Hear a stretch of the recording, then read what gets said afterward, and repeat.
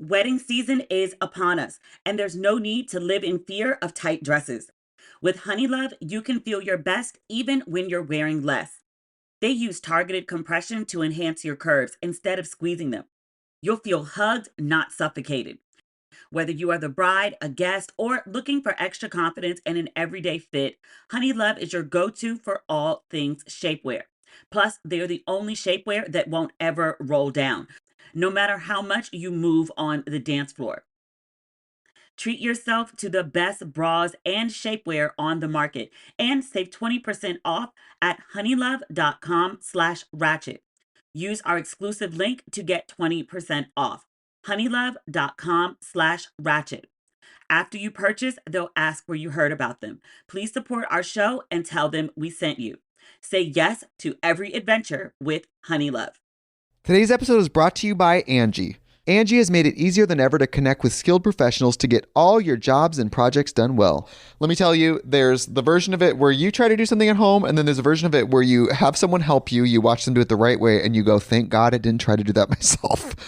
I have fully done things around the home that I think look good, and then a bang in the night, and I wake up to a shelf collapsing, a painting falling off the wall. I've seen it all go south. I own a home, and I can tell you, I know how much work it can take. Whether it's everyday maintenance and repairs or making dream projects a reality, it can be hard just to know where to start. But now all you need to do is Angie that and find a skilled local pro who will deliver the quality and expertise you need. Whatever your home project, big or small, indoor or outdoor, you can Angie that and connect with skilled professionals to get the project done well. Right now, one of my wish lists is I want a bike for my condo in Milwaukee, and I would love to rig it up on a pulley in the ceiling because I have one of those like lofted ceilings, but I'm so scared to try that on my own. Angie has 20 years of home experience, and they've combined it with new tools to simplify the whole process. Bring them your project online or with the Angie app.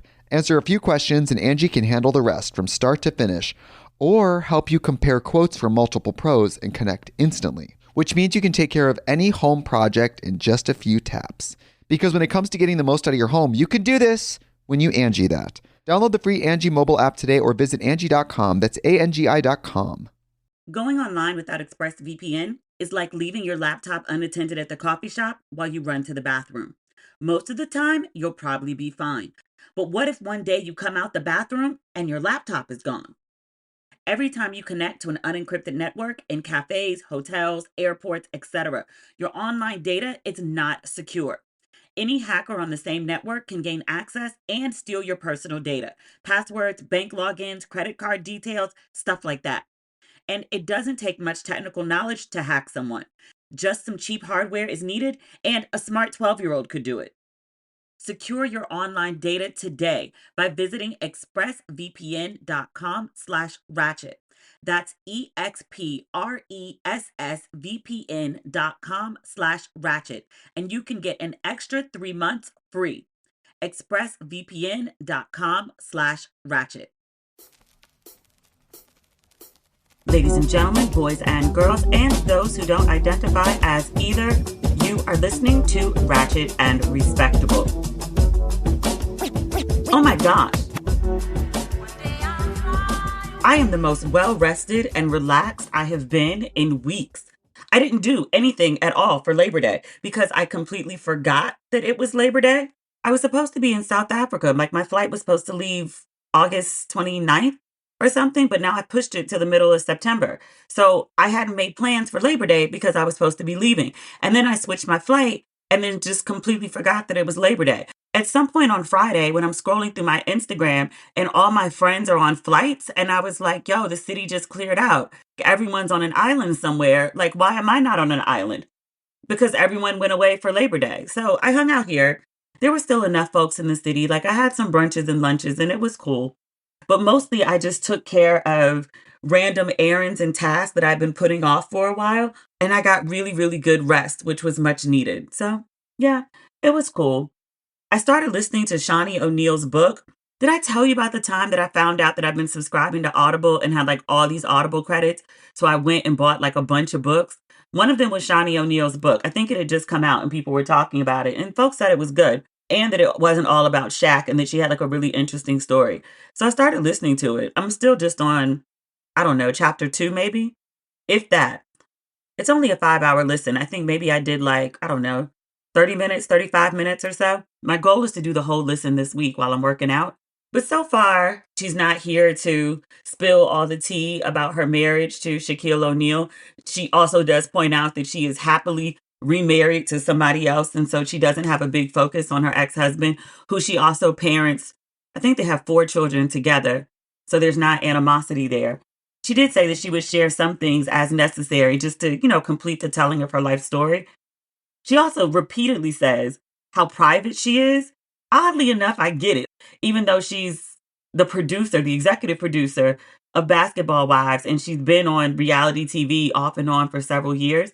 She's okay with you knowing what she's comfortable with you knowing, but there's definitely parts of herself that she's not so comfortable sharing.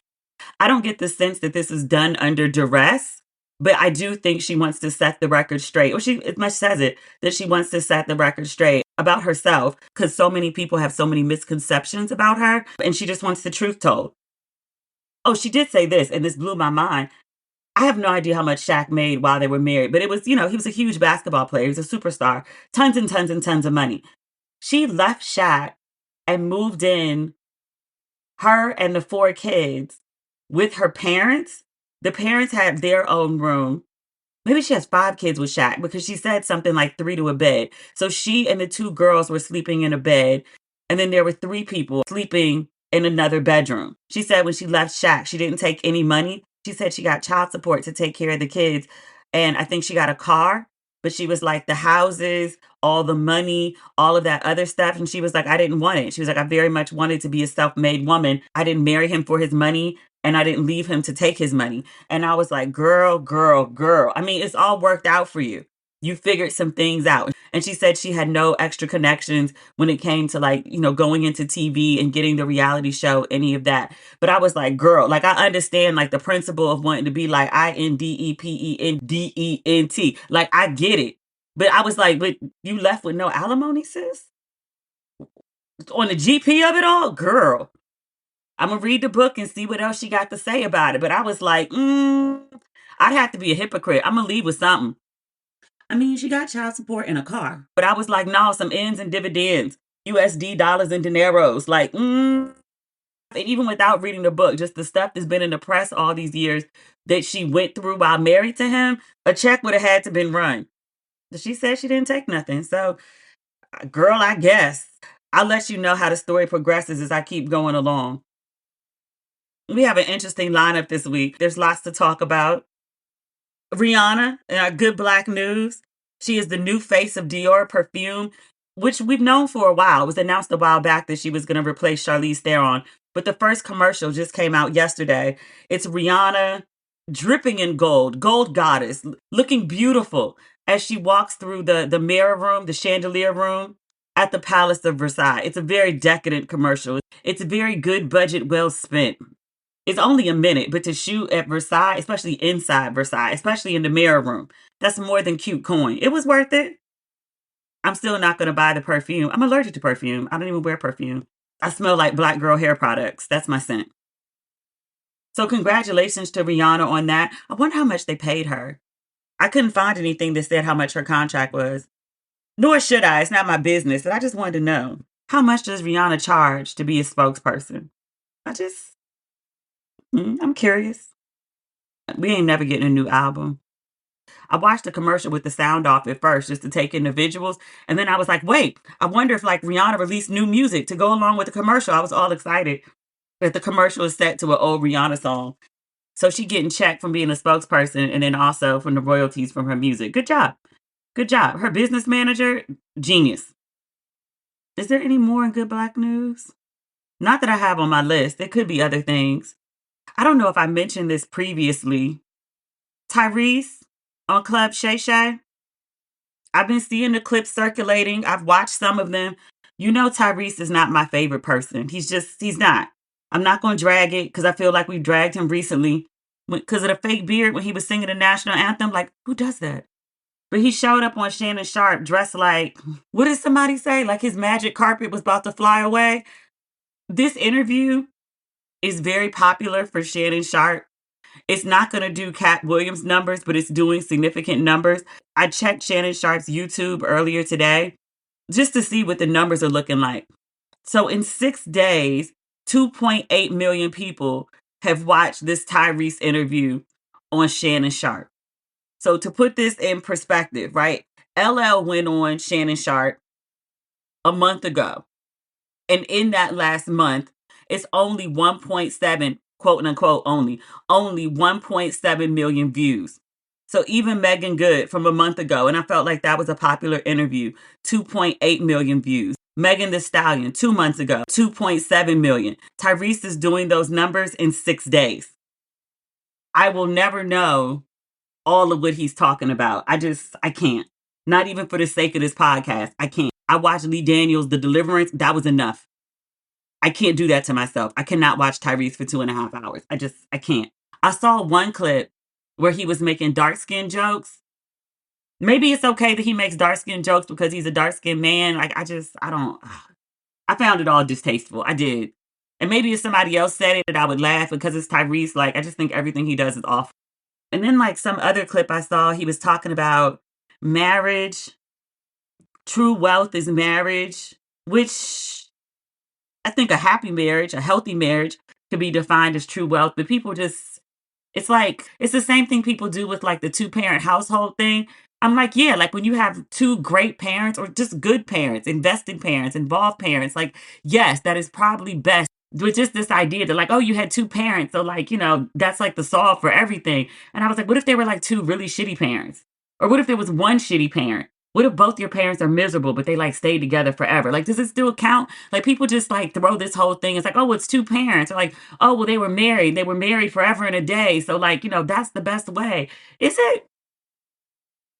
There was another clip from Tyrese where he was talking about like, old folks stayed together for like 50 and 60 years and that's the ideal. Your grandmama put up with, whatever, and she didn't leave. And I was like, is that really what you want?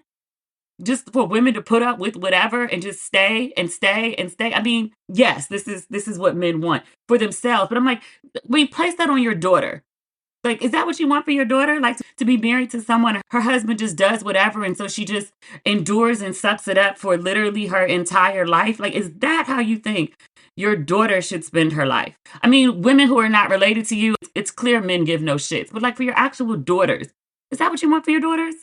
Some of y'all actually might. I think I was going to say funny, but it's not funny. I think it's sad, maybe, that so many men don't realize that the complaint that they make about, where your grandmother stayed and your grandmothers put up with this, you realize very often it's women's grandmothers who put up with all that shit because they didn't have a lot of choices, who tell their daughters and granddaughters, get your own money. Don't have no more kids than you can afford on your own. Don't live in no house where your name is not on the deed or the lease. These are lessons that the grandmothers that men talk so often about, like, well, they put up with it. Yeah, they did. And they don't want their granddaughters to do it. You're putting the suffering of these women, of your own grandmother, because you really don't give a fuck about her. You think it's noble that your own grandmother suffered and that your own grandfather didn't do right by her. Like, and that's something that you want to emulate. Like, do you not see the dysfunction in that? Like, that should be a cycle that you're trying to break, not one that you're actively trying to continue. This is the same conversation. He was talking about true wealth is marriage. He was talking about people being alone. And he said, no one wants to go home alone. And he goes on to say, like, it's unnatural. It's not biblical. Okay. And then he goes on to say, no one should go home to a poodle or a vibrator. His concern is not about men being alone. His concern is about women being alone. I would challenge all the men who are so concerned about people's loneliness and the lack of marriage to really take an assessment of why women would choose to have a poodle and or a vibrator rather than a man. Think about the conversations that happen online, like the woman and the bear thing. A woman is hiking alone in the forest. Would she rather come across a man or would she rather come across a bear and take her chances? And overwhelmingly, women choose the bear. Overwhelmingly. Men are very offended by the choice of the bear. Men are very offended that women are not wanting to date or to be in relationships or to even engage with them. And I need men to really have an honest assessment with themselves about why. If you genuinely believe that people, women specifically, are not made to be alone, like if partnership is the way things should be, if everyone wants to be with someone, no one wants to be alone, then why are so many women choosing it? I would also challenge you to think perhaps the idea is not that women want to be alone, it's that women want peace. And the men that are showing up in their lives are not providing peace. They would rather choose to be alone or with a dog or with a vibrator and or for all of these. They would rather and or those than to be partnered with a man. I think that says a whole lot about the state of men right now. If men are really serious about the idea of promoting marriage, I would suggest to them that they stop focusing on feminism, that they stop focusing on submission, that they stop focusing on browbeating women with this, like, you'll die alone. All you have is your dog and your vibrator. Like, focus on fixing men. Make men likable. That's it. There are absolutely tons of women who are willing to put up with unlikable men. For whatever reason, men don't want those women. Men have decided to focus all their attention on these women who they claim have dogs and vibrators and are not willing to date and don't want anything to do with them. Those are the women that they want for whatever reason. You're like a challenge. I challenge you to be likable.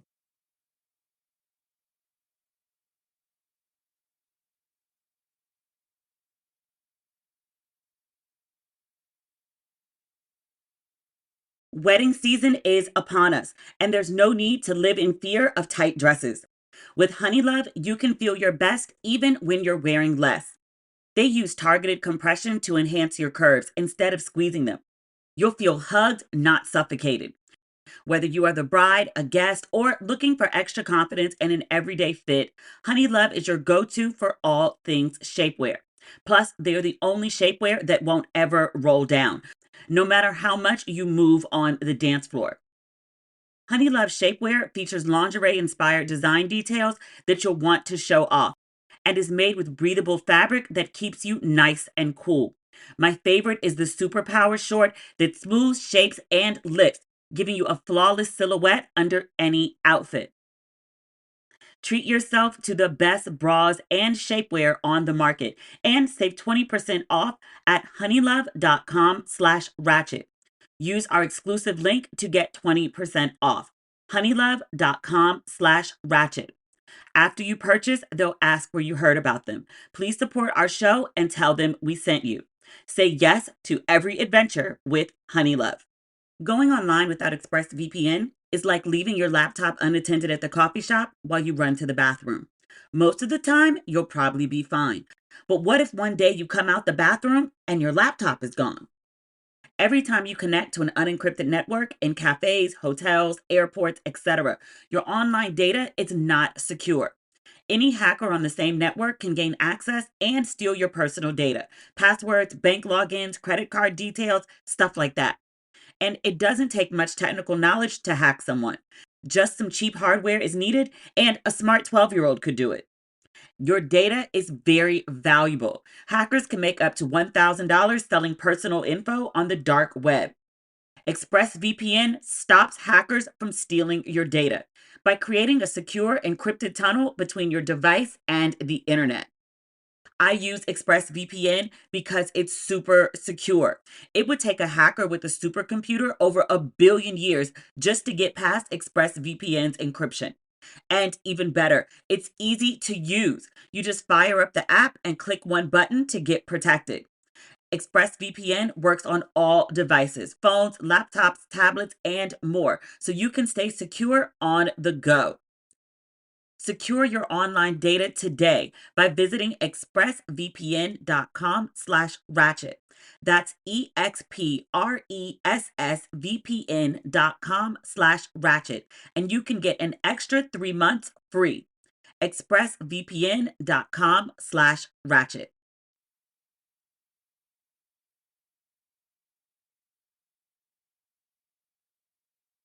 Just talking about Shannon Sharp.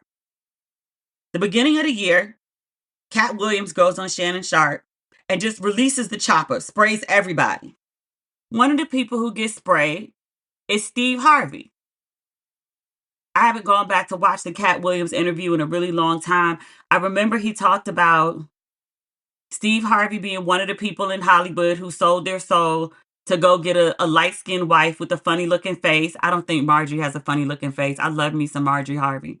He talked about Steve stealing, what's the comedian's name? Mark, hanging with Mr. Cooper, stealing his career.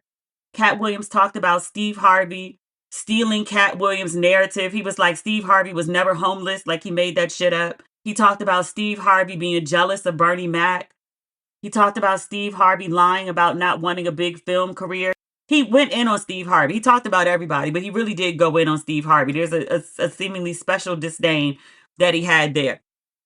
And so at the time of this interview, when Katt goes in on everybody, damn near everybody responds to Katt in some form or fashion. At the time, Steve Harvey's response it was very dignified. He said, you don't have to address your haters. And then he just moved on from there. He left it at that. For whatever reason, Steve Harvey goes down to Invest Fest in Atlanta, and he's a big money man, to talk about, his career, his approach to making money, working all the jobs that he does. Like, people are there to learn how to build wealth. Steve Harvey has done that. Steve Harvey somehow gets to talking about Katt Williams, and he just goes what I feel is beneath him. I thought his first response about not addressing your haters was the correct response for him. He is a titan of industry.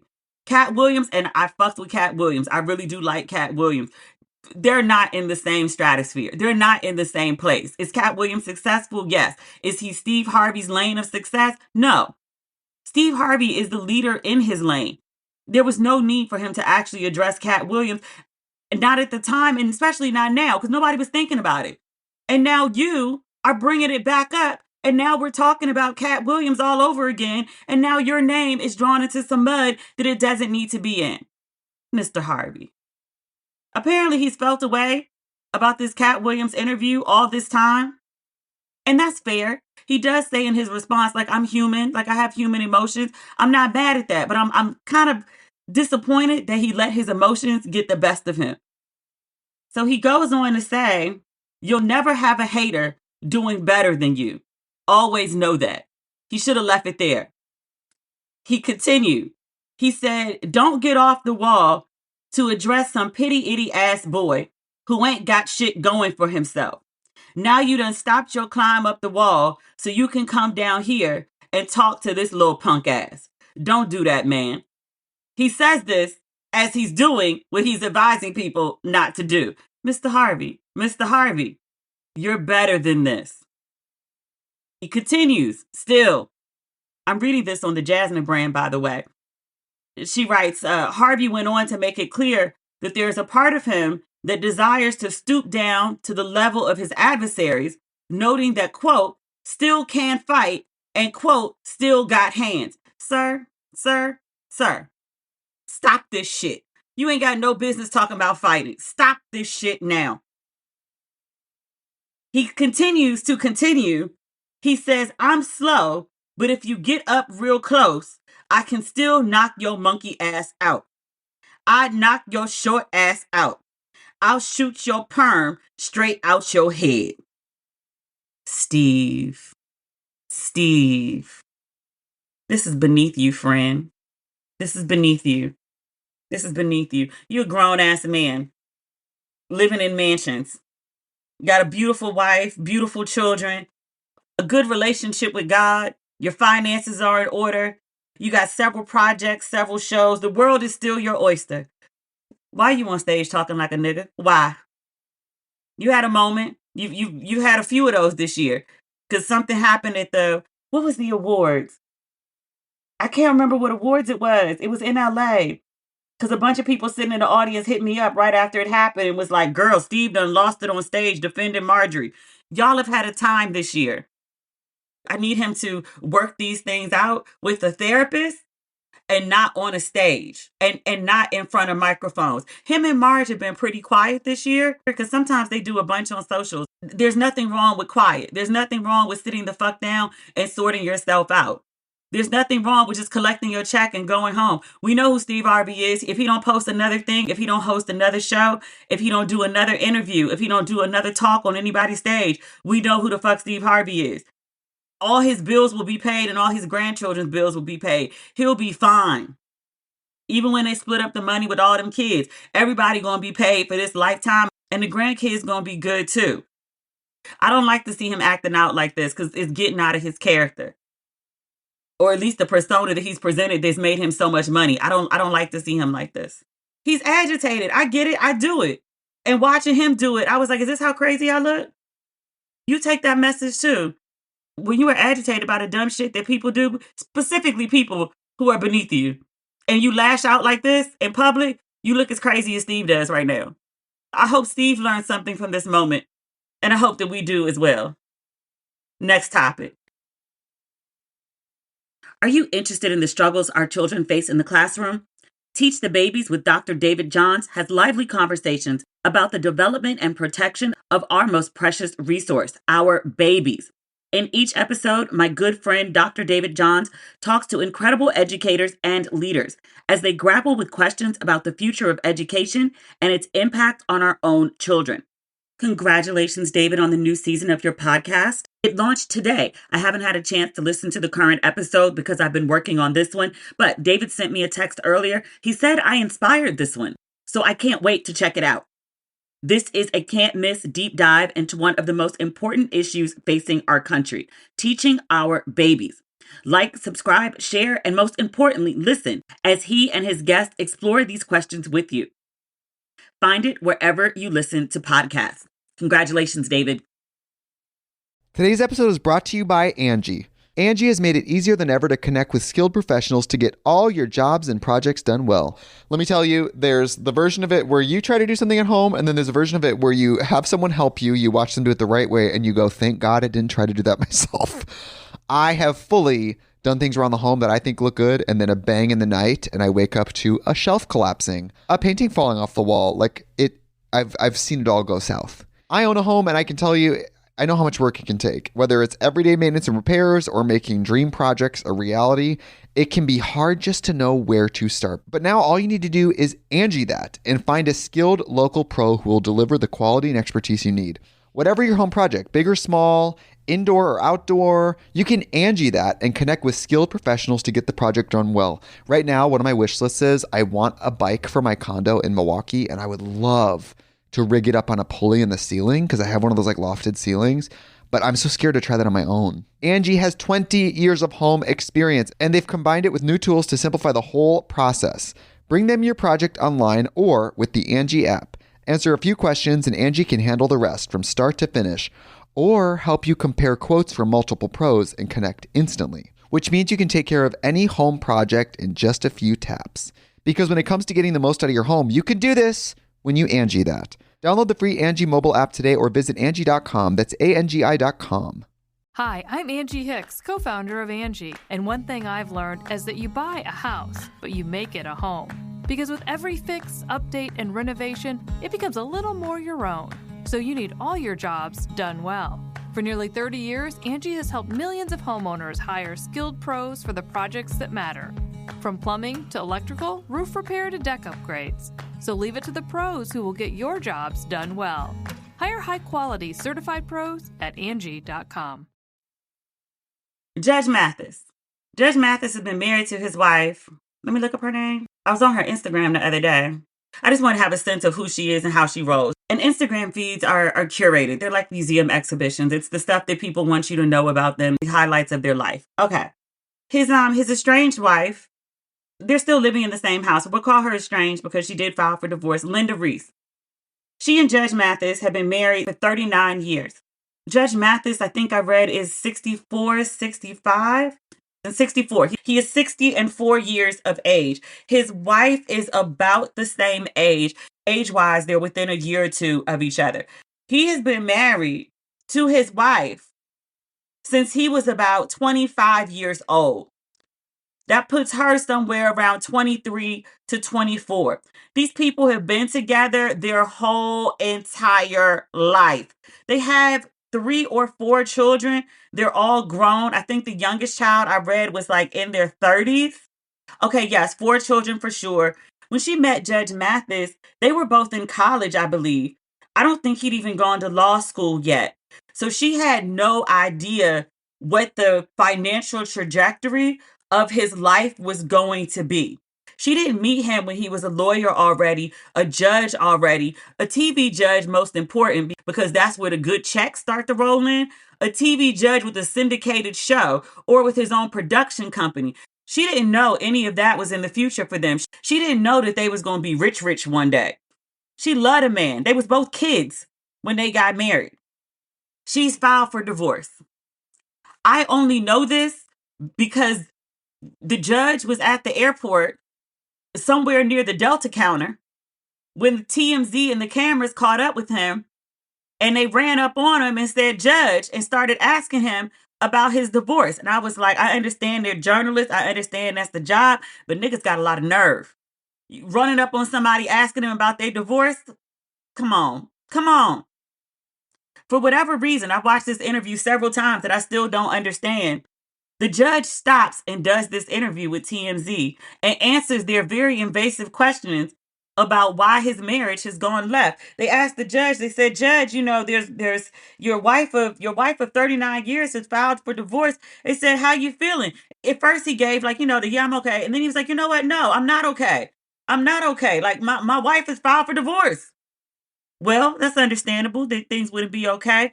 And so he goes on to say that people who have heard about his story of his wife of 39 years filing for divorce, he said to use him and his situation as a cautionary tale. He takes full accountability for while the marriage is falling apart.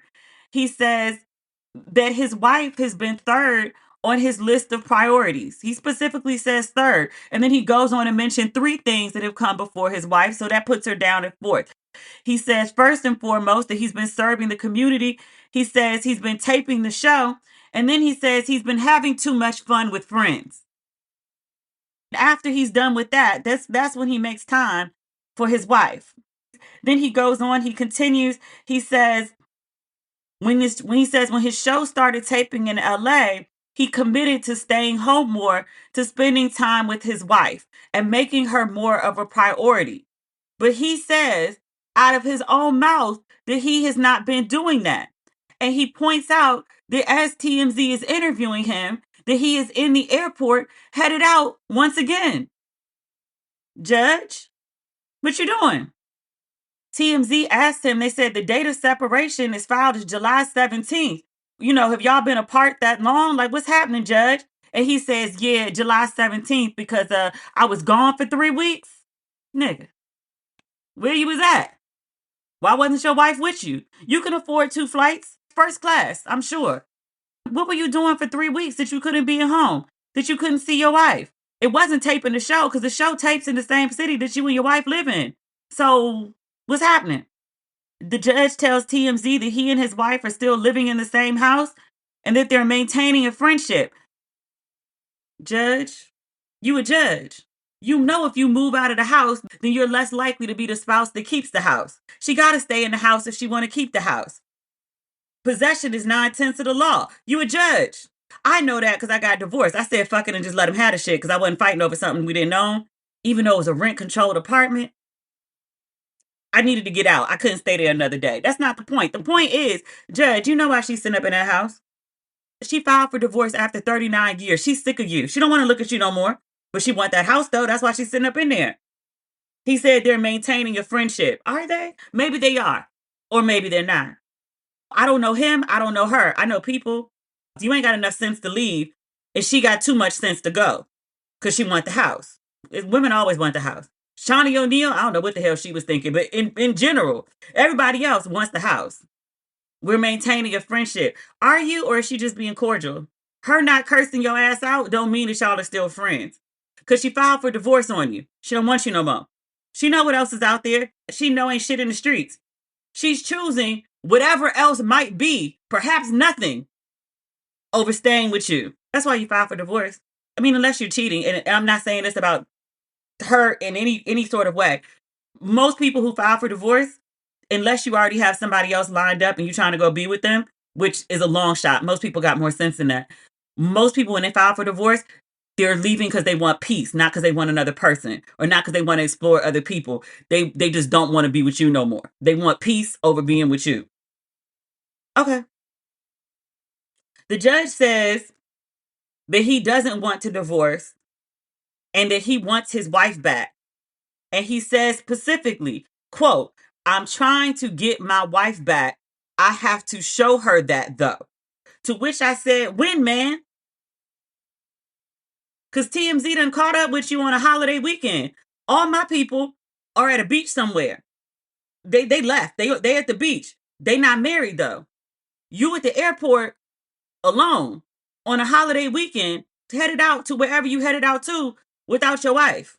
If the concern that your wife had was that you put the community and your job and your friends before her, you said you're trying to keep the woman. How you going to keep her if you're still neglecting her? By your own admission, you are neglecting her while having a conversation about how you've continually neglected her, and this is why your marriage has fallen apart. But you want her back, so you say, but your actions say different. I hate that he did this interview. I really shouldn't know this much about this man's marriage, or at least why it's falling apart. And I never would have commented on it as anything other than like a footnote. So I heard Judge Mathis and his wife are divorcing after 39 years. Sorry to hear. I hope they can be amicable. That's a really long time. And be like, 39 years is a long damn time to be married to somebody and decide to leave. What do I always say? I wish them the best. Divorce is terrible. It's devastating. I wouldn't wish it on anyone. Those would be my usual comments. But then he decided to do this interview with TMZ and spill all his tea. So while the cameras are on the judge, he said he wants to clear some things up. He said, "I just want to eliminate any rumors about a baby." About a baby? I hadn't heard any rumors about a baby. You telling me something now, Judge? He said also, the rumors about me molesting a child. Molesting a child? I heard nothing about this. And I'm in the country now. I'm paying attention to what's going on. This didn't come up in the group chat. Say what? Molestation. But he said there's nothing of the sort, nothing involving babies, nothing involving children. To which the interviewer asked him point blank, he says, "Is there any infidelity? Because you're talking about neglect." He never says no. He says, I wrote down the quote. He said, "That's not the reason for this." This being the filing for divorce. And that being the infidelity. Infidelity is not the reason she's filing for divorce. But he never says there was no infidelity. Judge, why are you doing this interview? Where's your publicist and where is your therapist? You've been famous a really long time. You ain't got no better sense than to have a conversation with TMZ and while you going through a divorce? Come on, Judge. You in a bad place. You are. I do believe you when you say you want your wife back. I believe you want a wife. My question to you, though, is do you want to be a husband? There's a lot of men that want wives. Shit, I say that sometimes. Like, I want a wife. I need somebody to schedule my life, give me structure, remember to eat and shit. But I say all the time, like, I want a wife. Who wouldn't? Do I want to be one? We're not talking about me. We're talking about menfolk. Do menfolk who say that they want a wife want to be a husband? Because there's a difference. And I point out again, he's saying he wants his wife back, but he's not willing to do the very basic things. Even as he's listing the things that he has done wrong, he's saying, "I want her back," while still continuing to put the three things that have caused the problems above her. Do you want your wife back? I hear you saying it. I don't see you doing it. A couple other things about Mrs. Wife. The judge and Mrs. Judge, they be on the boat. Actually, I don't know if they're regulars on the boat, but they go on the boat with Cookie and Magic when they go sailing around the Amalfi Coast every year on that big ass yacht. The judge and his wife have been on the yacht. They are friends with Magic and Cookie. And I point this out because Magic and Cookie, with rare exception, only hang out with other married people, which is fine. They're married people. They have a married lifestyle. They have a married mindset. They like to hang out with other people who share the lifestyle and mindset. That's fine. I have no issue with that. Mrs. Mathis' friends are all married ladies. And among that crew of friends is women who have notoriously had public husband problems and stood by their man. Cookie is one of them.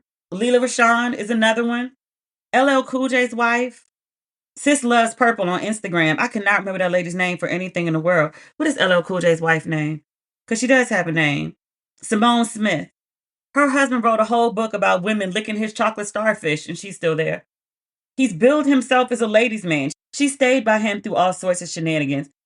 This is the circle that Mrs. Mathis rolls with. Long married women who stood by their man through the thick and thin of it all. At least up till now. So it's not like she's surrounded by women who are like, yeah, girl, leave that man, leave him, fuck him, blah, blah, blah. No. She's been with this man since she was in her early 20s. If he been treating her like he say he been treating her for 39 years, I'm trying to figure out how she stayed this long. Because the kids are grown. I think the youngest child is like in their early 30s. Like she could have been left. At least 10 years back, the youngest child was out of high school. She could have been left. She decided to stay. I'm going to guess she kind of loved a man. He might have been likable, tolerable. Something has happened which has made him intolerable at this point in her life. She's like 62-ish. With the, what's that lady? The mother of Black Hollywood. I don't know how many summers she has left. But she doesn't want to spend them as fourth on anybody's priority list. You know the crazy part about this conversation? Because, you know, the judge went and talked to TMZ. So, like, all the sites are talking about it. And I was reading in the comments, and men were like, what do you bitches want? Like, the man is out here, like, trying to make money for his family, trying to provide a nice life for the family, and you bitches are still unhappy. And I was like, did you not hear the man say that this woman is, by his math, third on the list of his priorities? By my math, fourth. And you think that that should be okay with somebody? Consistently? For decades? You wouldn't put up with it. Men get jealous of the attention that their own wives pay to their own children shortly after birth. Because they got a newborn in the house and the mother is consumed with caring for the small human. Like, this is the type of shit you hear from men. You think a man gonna sit around for decades and be coming third or fourth? You've complained to your wife that you're not getting enough time, that you feel low on the list of priorities, and then your wife still runs off. Like, going to work is one thing. But Judge Mathis also talked to TMZ. Like, you know, he was out with his friends. He was doing stuff with friends. He was going to sporting events. He was going to other fun events around the country without his wife. You tell somebody, I don't feel like I'm a priority. I feel like I'm low on your list of things to do. And they say, okay. And they continue to go run off and hang out with their friends and leave you at home. They got time to do that, but they don't have time for you. And then be shocked that the woman left? I'm going to get my wife back. While specifically doing the things that your wife had complained about makes her feel low priority. What do you bitches want? Perhaps to be prioritized. Perhaps to feel like your husband actually likes and wants to spend time with you. Perhaps. That's just a guess. Just based on what he said, what he said, she said. The lady filed for divorce and you say you want her back and you leaving again on a 3-day weekend. Okay. That's all you can say sometimes. Okay. Good luck with that. And the man really did seem baffled. I mean, he really is fucked up. I don't think that part was an act. Because he's sitting up here having conversations with TMZ like he in the group chat. Not Oprah. Not Shannon Sharp. Not Tamron Hall. Not Dom Lemon. Nobody respectable. TMZ. He talking to TMZ at the airport on his way to security. Sir, you down bad. Summer should be fun, not financially stressful. With the Chime Secured Credit Builder Visa credit card, it's easy to start building credit with everyday purchases and regular on-time payments with no annual fees or interest. And if your credit scores grow, so could your opportunities for lower rates on loans, like for a car or home. Chime Credit Builder Visa credit card can be used everywhere Visa credit cards are accepted, and you build your credit using your own money. I love that you can get paid with up to 2 days early with direct deposit.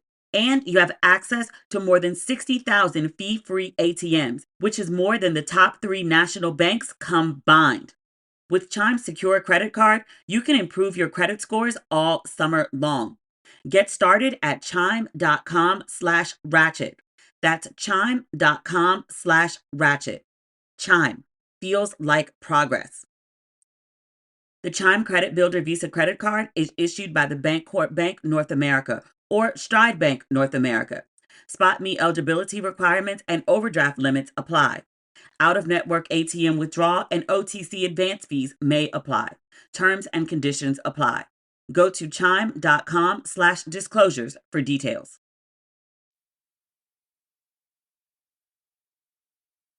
Last but not least, I want to talk about the Deliverance. Last episode on Friday, I told y'all that I started watching it that morning and I wasn't going to give spoilers because, most people I didn't think had a chance to watch it. A surprising number of people did, by the way. If you have no idea what I'm talking about, Deliverance is this new movie on Netflix by Lee Daniels. It's they say in the movie it's not an exorcism, but it's essentially an exorcism. I did not care for the movie. I had to watch it in 20-minute segments. I think the movie's about 2 hours long. It took me a really long time to get through it. One, I'm not like the biggest horror fan anyway, but I know when it's just something that's, it's just fine, but it's just not my taste. This is bad. It deserves to be compared to Tyler Perry. That's how bad it was. It has all the great actors in it. Like I assume Lee Daniels is cutting big checks. That's the only way I can make sense of how some people decided to be in this movie and recite some of the lines that they did. I read that this movie is based on a true story about a Black woman and her family in Indiana. It's based on it. It's not exact. For instance, in this film, the woman who the film is based on is Black and her mama is Black. In the film, the woman who's portraying the real life woman is Andra Day. I don't know if Andra Day is biracial, but she's playing a biracial woman in the movie. And then the mother in the movie is white. It's Glenn Close. I don't know the reasoning for making that choice. Lee Daniels has said he praised Glenn Close's performance, which I actually do think was a good performance. He praised her on Twitter and he wrote, what did he say? Because I read it and I was like, nigga, what? He says, quote, I'm reading from his Twitter. He says, every Black person knows an Alberta. That's the character Glenn Close plays. He says, quote, she's part of the fabric of our community, but we've never seen her on screen before. Thank you, Glenn, for bringing her magnificently to life. It's a lot of white women who hang out with Black folk and fuck Black men, yeah. Do they exist? Sure. I know one or two. Are they part of the fabric? I wouldn't say they're fabric. I would say they're there. But fabric? Folks, they wanted to invite folks to the cookout.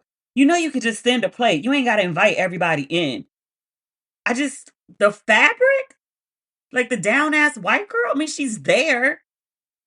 In my understanding of her, white guys tend to think she's kind of mediocre, but Black guys think she's the best white thing since Jesus. White Jesus.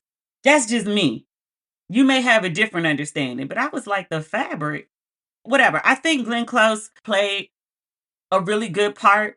I didn't like the script. I didn't like the story, but I think the acting from all the actors in the film, including the kids, I thought they did a really good job.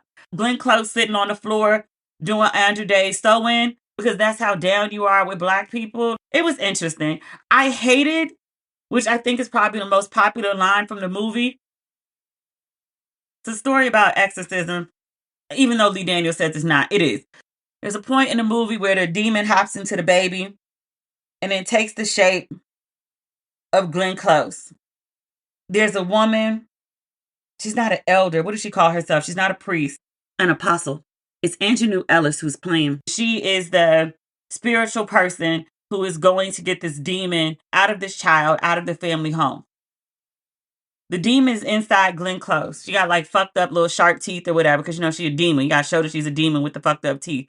She turns to the woman and she double sniffs. She turns to the woman, Black woman, Shaunie Ellis, and she says, I can smell your nappy pussy. I had to rewind it because I was like, I didn't hear what I think I heard. There's no way she said that. There's no way that line was delivered in a Black movie where a Black man is the executive producer and director. There is no way I heard what I think I heard. She didn't say that. I rewound it. I can smell, sniff, sniff. I can smell your nappy pussy. People all over the internet just seem to think that that's hysterical. That's so degrading and misogynistic and vulgar and offensive. I said as much on Threads, and some guy was like, "Oh, only hit dogs holler." No, no, this is just a case of like some deeply offensive shit is said about a black woman, and so many people are just sitting around like laughing at it. Like that shit is cute. It's not cute. Dr. Stacy Patton actually wrote about why this is so offensive, and I was like, I don't know if y'all accept it from me. Maybe you'll accept it from Stacy. She says, and I'm reading this from her Facebook page. It's open, so I think it's fair game. She says, let's travel up the critical thinking part of our brains, shall we? What's really going on here? What does that line really mean? Break down that sentence. Smell nappy genitals. What does all this evoke? We get a whole trifecta: racial slurs, sexual degradation, and the evocation of physical disgust.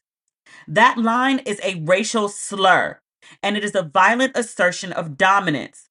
It weaponizes both race and gender to degrade Black women and reduce them to their sexual organs in a grotesque and humiliating manner. It is an attempt to strip a Black woman of her dignity. She also asked audiences to examine, what does Glenn Close's character represent? She puts forth that, quote, by casting a white woman in a maternal role over a Black child, Daniels places her in a position of power. In the true life story, the mother is Black. Why this substitution? In the real life story, the person who comes to the haunted house to perform an exorcism is a man. Daniels swaps this protective male figure out for a woman. He admitted that he wanted to experiment with race and gender here. The hood white woman character may feel that her racial identity is one of the few aspects of her life where she can exhort superiority. The line is a projection of her own self-hate and frustration with her position in life, displaced onto a Black woman as a way to assert some sense of control or superiority in a world where she otherwise has no power. Daniels places such a vile and misogynistic statement in the mouth of a white woman who is both an ally and an oppressor, so he can deflect criticism of his own misogyny onto a character who embodies racial privilege despite her social standing. In other words, he uses a white woman as the vehicle to express his misogyny without directly implicating himself. That line alone just did the movie in for me. I mean, I already didn't like it, but once I got there, I was like, what? I say what in the Tyler Perry, but I don't even think Tyler Perry would go there. It was a bad film. It was bad. You know when it really went left for me? I mean, other than like the mother and daughter like cursing each other out, I'm like, okay, they're dysfunctional. I get it. There was some shit in her basement of the house that she lives in with her children that was stinking and rotten so bad that there are all these flies gathering at like the top of the door to the basement. Something is going on in this basement where you live with your family, your children, your minor children, and you refuse to go see what it is? Like your mama fuck all these Black dudes and she couldn't find none of these dudes she was fucking to go check out something in the basement? Even you as the mama, you and your oldest boy couldn't go down in the basement together during daylight to see what was going on? It's your own damn basement, lady. It didn't make any damn sense. The movie didn't make sense. She got a whole husband she's estranged from. I know you don't want to talk to him, but the kids talk to him. The husband is sending the son money on a regular basis. You couldn't tell one of the kids, could you tell your daddy to ask one of his friends to come over to the house and go look in the basement because something's stinking up the basement and I'm scared to go down there? No, you're not going to even try. She did finally call pest control. It took her long enough. That should have been done on day one. It's that many flies by the door. You can smell that shit in the rest of the house. What are you doing? And then again, okay, this is a major spoiler. I hope if you get this far, you realize like I'm ruining the movie, right? After all the shit that happened in the house, to my knowledge on screen, unless I missed some part of it, she never even had a conversation with the ex-husband, but she decides to go back to him and then they're going to reconcile whatever's going on in their marriage. I thought the husband was overseas. He's back? You ain't had no conversation with this man the entire film. Like, yes, you are a struggling single mother. Your finances are shot. It seems to be because you left your husband and you're not well employed. She has a job in the barbershop, but she ain't making enough money. Okay. But your kid gets possessed by a demon because y'all living in this fucked up house. And so, like, whatever problems that you had going on with your husband, seemingly haven't been addressed and in no way been resolved, but you gonna go move back in with him? I thought the demon was gone. What's the problem? Why you need to go back to him? It felt like one of those Tyler Perry tropes where like the woman leaves her husband, the woman cheats on her husband, and then she catches AIDS as like a consequence for her infidelity. It seemed like the message was you leave your husband and terrible things happen to you and your child will get possessed by a demon because you broke up the black family. I can't. I can't. I did. I wish I didn't. It was so bad. I wanted it not to be bad. I saw some of the critics' responses, and I think I said this in a previous episode, and I was like, like the critics are saying that it's not so good, but I don't know the color of the critics or the culture of the critics because that makes a big difference. So, like, let's see. Let's give it a whirl and see. It was bad. Some people loved it. Some people are afraid to watch it, and not because it's horror, but because like the Christianity devil thing, I guess they feel like the devil vibes will come through the screen and like infect their soul. You know what? Whatever makes your boat float. If that's how you feel, fine. Yeah, okay. All right, whatever. That's the episode for today. We'll be back on Friday. Hopefully nothing crazy happens, although I kind of just have this weird feeling like something will. We'll see. We'll talk about it if it does. All right, back. Today's episode is brought to you by Angie. Angie has made it easier than ever to connect with skilled professionals to get all your jobs and projects done well. Let me tell you, there's the version of it where you try to do something at home, and then there's a version of it where you have someone help you, you watch them do it the right way, and you go, thank God I didn't try to do that myself. I have fully done things around the home that I think look good, and then a bang in the night, and I wake up to a shelf collapsing, a painting falling off the wall. I've seen it all go south. I own a home, and I can tell you, I know how much work it can take. Whether it's everyday maintenance and repairs or making dream projects a reality, it can be hard just to know where to start. But now all you need to do is Angie that and find a skilled local pro who will deliver the quality and expertise you need.